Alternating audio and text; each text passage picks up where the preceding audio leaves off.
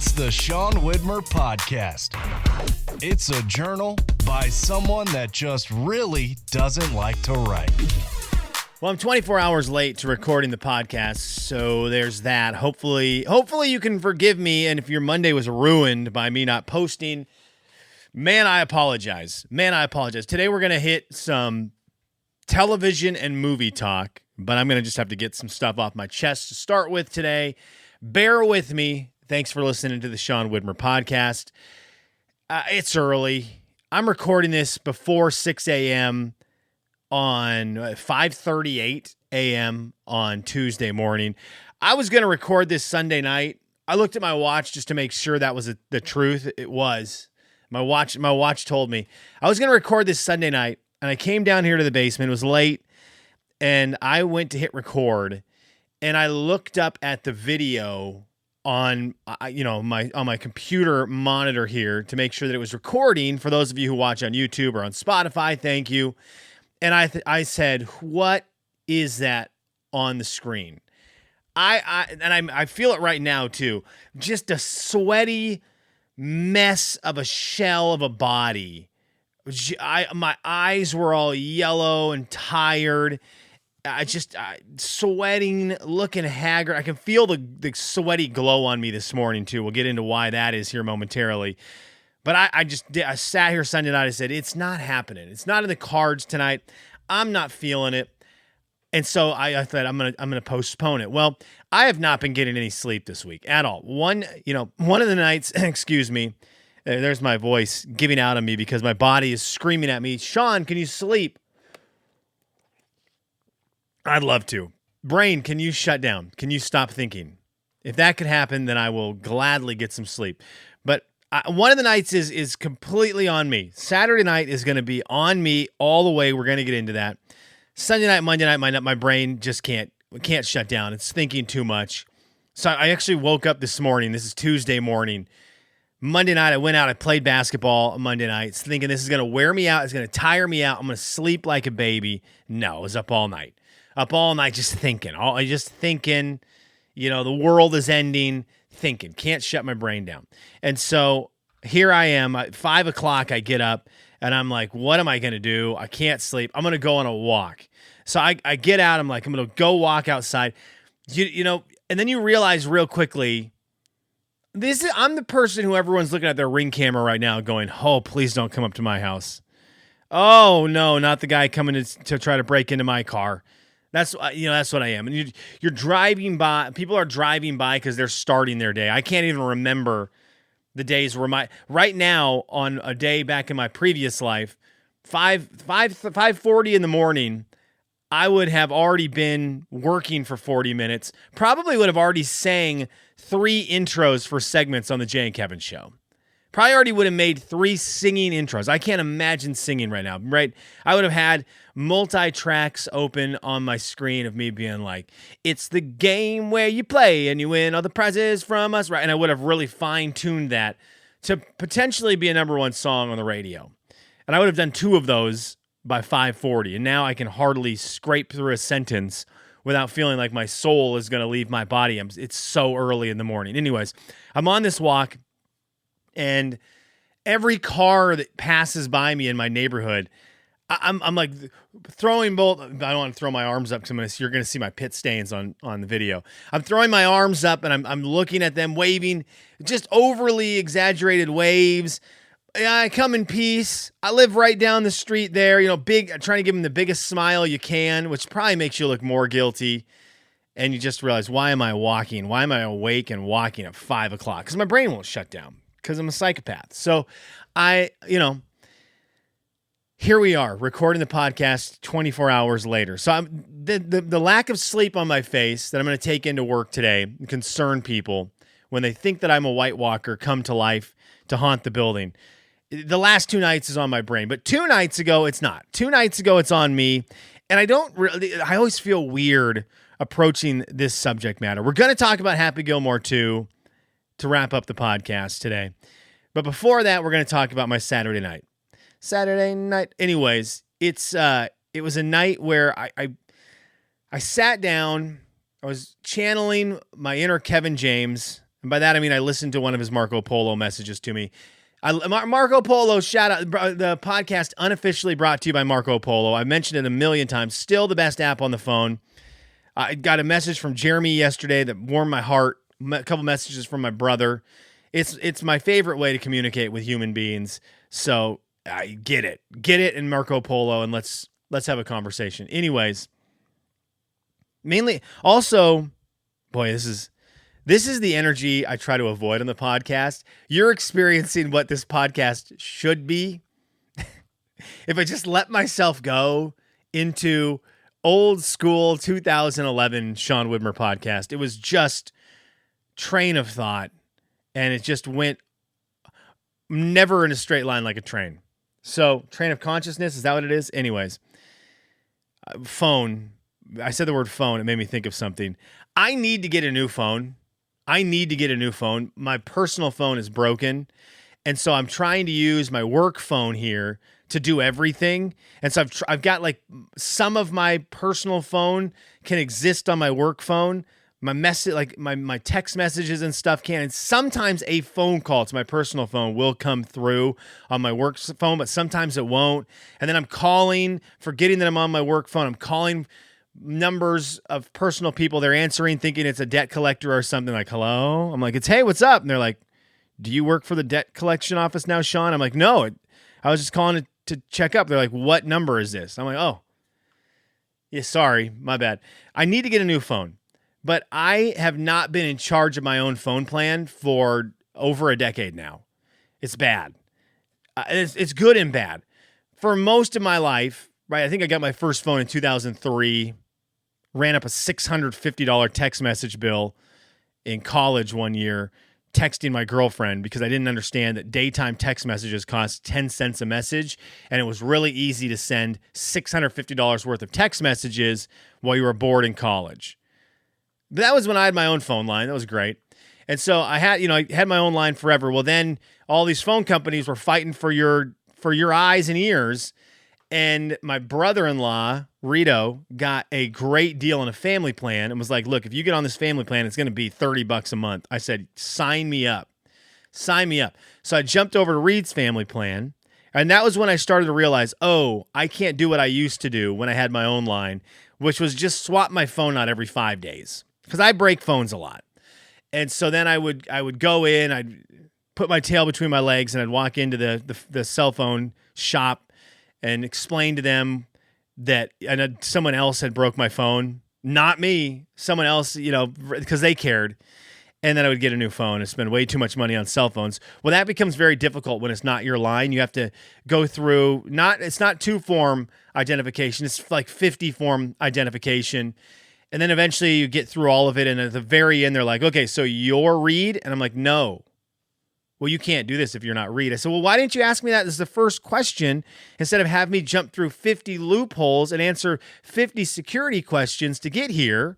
We've been here for 20 minutes. We could have started off with, are you Reed? That would have been a great first question as opposed to, what was your mother's dog's favorite owner's maiden's name?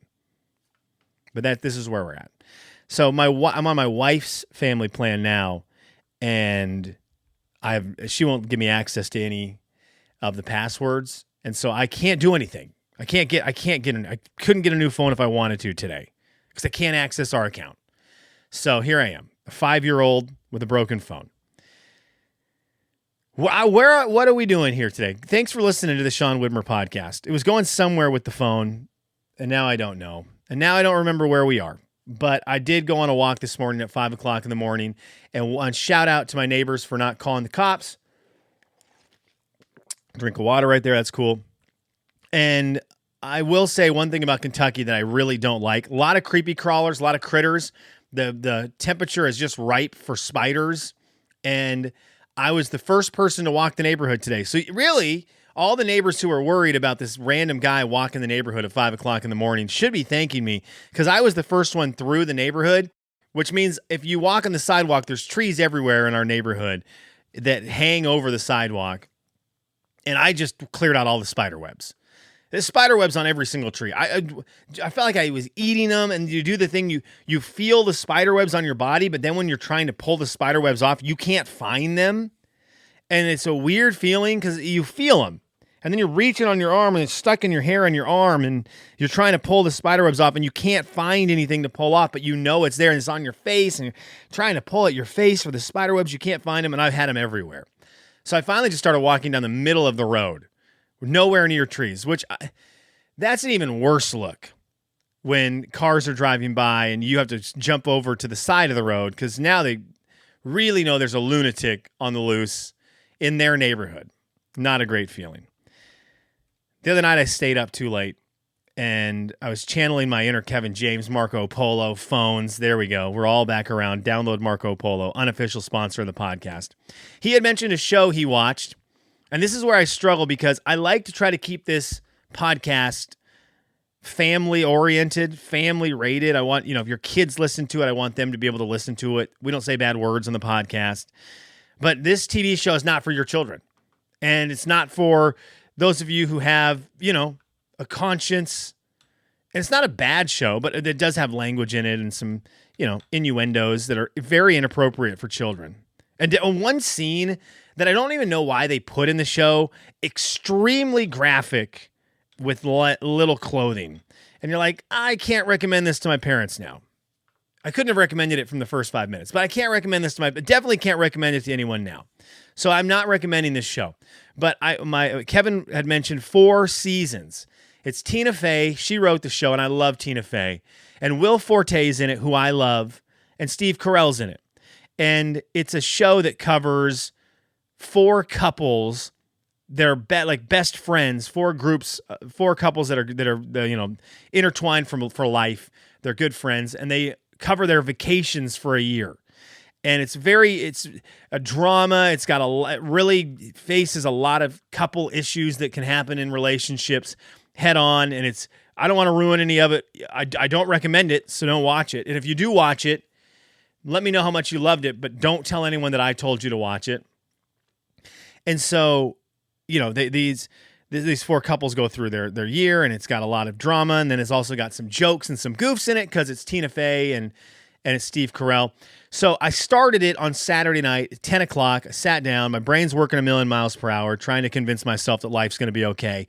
And I'm like, well, let's just watch this show. So I sit down. I watched the first episode. And then at 2:30 in the morning when I went to bed after finishing the season, I told myself, this is why I can't start TV shows that I like. It happened with The Bear. It happened with Succession. It happened with Severance. And now it's happened with 4 seasons. When I find a TV show that I watch, I don't stop watching it until my eyes are bleeding. And you could visibly see that when I tried to record my podcast on Sunday because I hadn't got any sleep with the kids all day. And I hit record on Sunday night and said, this is what happens when you watch the show 4 seasons forever. My takeaway from 4 seasons is the show was good. I really enjoyed it.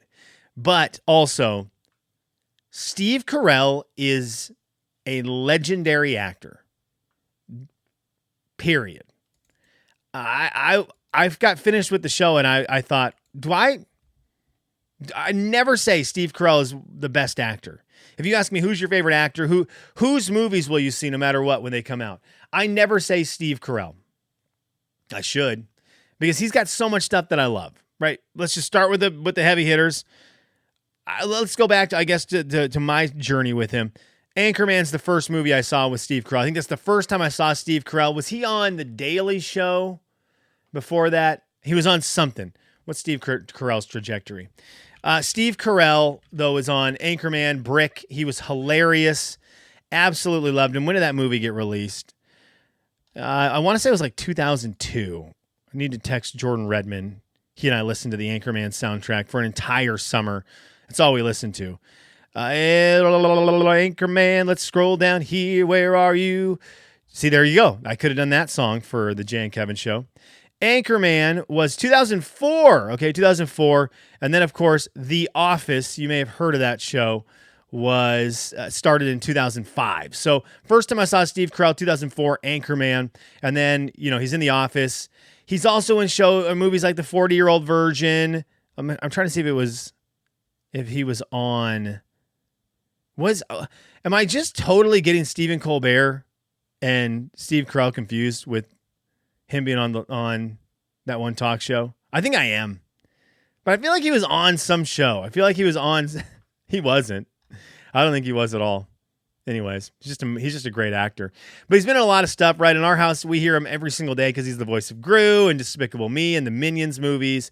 But he's in a lot of good stuff. And I look at his movies right now on IMDb, and there's a lot of things on here that I like. And there's a lot of movies that I enjoy. Crazy Stupid Love. I liked Dinner for Schmucks a lot. I liked Date Night a ton. Okay? He's in Bruce Almighty. He was great in. Is that the movie I'm thinking of? That I said I gave him the Steve Colbert treatment because he was in Bruce Almighty and then had Evan Almighty. There we go. Anyhow, he's really good actor. He's a really good actor. I haven't seen that Foxcatcher movie, but he looked really cool in that. That's the one where they gave him the fake nose. He was in The Morning Show, and he's in 4 seasons. Anyways, I really like Steve Carell. And I think he's a great actor outside of just being known mostly for being Michael Scott in The Office, a big goofball. But he's a great big goofball, too. So there you go. There you have it. 4 seasons. Kept me up until 2:30. Binge watched the whole season on Saturday night. Healthy. Kelly's, what are you into? I was so loud in my headphones. I'll edit that in post. I hate editing, but I'll edit that in post. I watched Happy Gilmore 2 on Friday night. I made a big deal of it. My wife was out of town, and I knew I wanted to watch Happy Gilmore 2. She wouldn't have watched it if she was in town, so that was an irrelevant sentence that I said. But Happy Gilmore 2, I was excited about it. I loved Happy Gilmore as a kid. It's one of my all-time favorite movies, one of the movies I watched the most in life. And so Friday night, I had it all set up. I was going to get the kids to bed, order Thai food, eat dinner, watch the movie, and have a great night. And so I did that, and it was awesome. So I just real quickly, before we get into anything else, I'm so happy I watched Happy Gilmore 2. Okay, let's start right there. I'm so happy that I watched Happy Gilmore 2. But I've seen online all the stuff. It's the worst movie ever. This is the worst. What is the Rotten Tomatoes score on this movie? Let's see what it is. Is it going to be above a 20? Is Happy Gilmore... Oh, man, if you type in Rotten Tomatoes right now, Happy Gilmore 2 is one of the top Google autofills. Okay, Happy Gilmore 2 on Rotten Tomatoes has a 69% from the tomato meter and a 71% from the popcorn meter. That's crazy. It's not a good movie. It's not a good movie. I am so thankful I watched it. I don't know that I'll ever watch it again. It's not a great movie. It is really awesome for someone like me who loves nostalgia, because I do love nostalgia, and loved Happy Gilmore. Because a lot of the people who were in the first movie are back in this one. You get to see them as older people. It's kind of fun to realize that was 30 years ago that movie came out. So it's fun to see it. You see a lot of the people who are in the Adam Sandler movies in the movie. The cameos are insane. There's so many cameos. But at some point, the cameos get to the point where you're like, well, this isn't a movie anymore. This feels like I'm watching an Instagram video where they're just trying to get famous people in it. So that part was kind of weird. Just almost too many cameos. They did a weird thing where they every 5 to 10 minutes, they will do a sketch that was a throwback to the original movie. And instead of just doing the sketch and expecting us Happy Gilmore fans to remember like, oh yeah, they rhymed. I just may eat some hay down by the bay, whatever, they did that. They'll show a flashback of that scene from the original movie, and then they'll do the sketch again 30 years later, and it's kind of weird where you're like, I remember you choked out your caddy. You didn't need to show me original Happy Gilmore choking out the caddy and then choke out the caddy in the new one. We could have just choked out the caddy. We all have access to Happy Gilmore, the movie. So people can go back and earn the right to laugh at some of the jokes by going back and watching the original. It was just kind of weird, but I loved it. Right? This is a bad movie that I really liked, and I'm so thankful it exists, and I'm happy I watched it. And Adam Sandler proves again that he is one of the coolest actors and one of the coolest rich people in Hollywood. Because you can feel it watching the movie that the people who are in it, the cameos, all the famous people, you can feel it. It takes you right out of the movie, but you can feel that they love being on the set with Adam Sandler. You can just feel it. That these people who are not actors are just loving being with Sandler. And that is a testament to how cool he is and how awesome he is. So The Four Seasons, I recommend, is a great show. Don't watch it. It's inappropriate language. One really bad scene shouldn't be in there because it makes it so I can't recommend it to anyone. And Happy Gilmore 2 is the one I would recommend, but just know that it's not that great. And I'm so thankful that I watched it. I'm trying to think. There was something else in that movie I wanted to talk about. There is underlying a good, fun story. There underlying, I think that the story is good and it's cheesy and it's hokey. And I will say this to anyone who is out there just burying this movie today, or I guess this weekend, and they're just all in on, I am going to say that Happy Gilmore 2 is the worst thing that's ever been made. First of all, that's not true. What was that Dane Cook movie? If you think that this is the worst movie of all time, what was that Dane Cook movie? Good Luck Chuck? What is Good Luck Chuck on Rotten Tomatoes? There's no way it has above a 20. Good Luck Chuck. Here we go. Jessica Alba in that movie too. A 5. A 5% on Rotten Tomatoes. A 5%.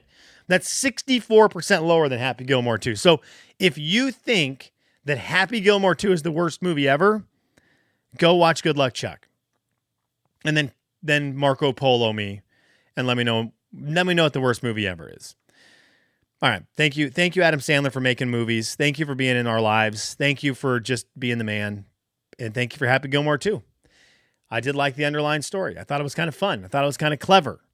And it was kind of a shout out to what's happening in the real world of golf.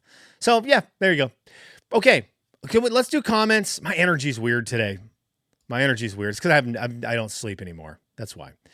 Okay, let's go to Spotify. We've got one comment from Sean'sLife.com where you can go leave a comment there. It's from Kelly. He says, "Hey Kelly, how you doing, brother? I hope all's good. I hope all is well in your life. I hope all is well." Let's go to Spotify. I believe we've got some stuff on Spotify. We can always count on Yvonne and Spokane Ian to hook us up. Yvonne says this in regards to ketchup. You can't have Zips fry sauce without ketchup. That's right, Yvonne. Thank you for that. Yvonne goes on to say, "It's been a rough week with deaths. I'm so sorry about Jovi. Saw Anna's post. It will be for the best for Jovi when it is time. Harder on us. Do the most now. Also give her favorite meal." Yeah, it's very sad. The dog is in a bad spot. And we've, everything's set up for that to happen. It's just hard. It's very hard to watch her right now. It's tough. It's very tough. But Anna already has a plan the day of just going to McDonald's and ordering one of everything and saying, have at it, Jove. Because that's her dream. That has been Jovi's dream forever, to just have all access to McDonald's. That's what she wants. That's what she lives for. Ian said this. Spokane Ian says Chuck Mangione died hours after Hulk Hogan. And there's another big musician that went into hospice care. Elton John or Phil Collins, don't remember which. Jeez. I don't know who Chuck Mangione is. I did see Ryan Sandberg. Well, okay. It's tough to say the day after he dies. Ryan Sandberg passed away. Spokane native, Chicago Cub, North Central baseball player. Yeah, North Central to the Chicago Cubs. Pretty good little career arc right there.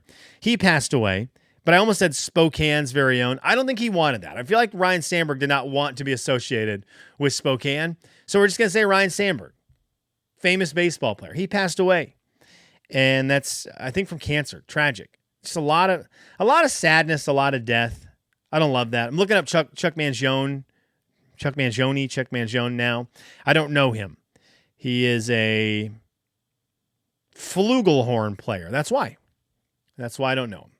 Okay, let's go to YouTube. Is there anything on YouTube we need to address? There is. I think from Roberta. Let's see what we've got here. Roberta says, Oh, if you glue the Nalgene, make sure you use food-safe glue. Yes, Roberta, I learned this from my coworkers, and I'm not going to glue the Nalgene. I'm going to cut the top off and make it into a cup. That's what we're going to do. I'm very sad without it, and my water intake has just plummeted, which is so bad and unhealthy. But my water intake was so good with my Nalgene, and now it's at 0. Then there was this message dating way back on YouTube to me talking about Creed and how people should actually like Creed. Hunter says, Creed gets a bad rap just like Nickelback, but everyone sings along. Totally agree. Totally agree. I kind of bad rap Journey also. I do not like Journey. But every time Don't Stop Believin' comes on, which is a song I really don't like, I sing it every time. Every single time. Thanks for tuning in. I appreciate it. Sorry it's a day late and $1 short.